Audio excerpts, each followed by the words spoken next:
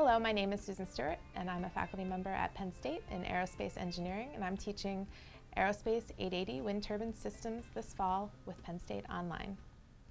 Students who take this course will gain an understanding of the interconnected design elements of a modern horizontal axis wind turbine and how their design relates to their site-specific implementation.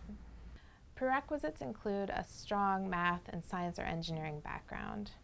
As we go through a description here of the lessons in the course, you'll see that some background with physics, fluids, engineering mechanics, and some introductory electrical concepts would be helpful. Lesson 1 explains how wind turbines have been used and developed throughout history. It describes the modern market evolution of wind power in the United States, Europe, and Asia, and the factors which drive this market. This lesson also explains the complexities of integrating wind energy into the electric grid system. In Lesson 2, we'll define what elements impact the power available in the wind and the relative importance of each of these elements. You'll learn the basic statistical behavior and modes of variability of the wind. You'll learn how to apply relevant statistical models to the wind resource and explain when they are applicable and useful in wind project development. In Lesson 3, we'll dive into how wind turbine designs have converged in many ways over time and discuss which aspects of the design still evolve on a regular basis. You'll learn why many modern wind turbines are three-bladed, horizontal axis, upwind, with high or medium speed generators, and why some wind turbine components are distinctly different from one manufacturer to another.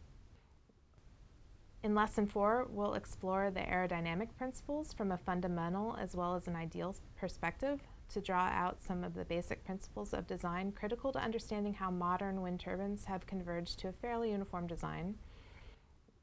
In Lesson 5, we will dive down into a more engineering level detail on how the main types of machines operate and how to model them from an electrical perspective. We will discuss several generator configurations, synchronous and asynchronous, and get into how we achieve variable speed operation for these different types. We'll also look at the main types of gearbox configurations, including a discussion of advantages and disadvantages of different approaches. The collapse of the Tacoma Narrows Bridge was caused by excitation of structural natural frequencies. Wind turbines must be designed to similarly avoid such excitations. In Lesson 6, we'll discuss the loading conditions in which wind turbines are exposed and properly designing them to withstand design load cases prescribed by design standards. This is critical for their survival from extreme events, fatigue, and from excitation of structural natural frequencies. Internationally recognized design standards help the wind industry market their products across national boundaries. Design standards also provide for a more consistent product across the industry and improved reliability. In Lesson 7, we will explore the key standards and how they are applied to wind turbine design and implementation in projects. In Lesson 8, we are going to look at offshore wind, as this is really a very special case of wind energy. We will touch on the standards which are developing to support offshore wind development, explore the history of offshore wind, and finally we will look at the technologies which are developing specific to the offshore wind environment. Lesson 9 provides an overview of how the supervisory control and data acquisition, or SCADA system, operates in a wind turbine. The objective has historically been to optimize the performance of the wind turbine by controlling such functions as blade pitch and yaw direction. But the sensors and controls are now being used for several other functions, which can help extend the lifetime of the machine as well as open up potential wind sites which may have been previously considered to be too turbulent for turbine operation. Aerospace 880 is a graduate level course offered entirely online. It can be taken as a part of a graduate certificate in wind energy or professional master's degree in renewable energy and sustainability systems.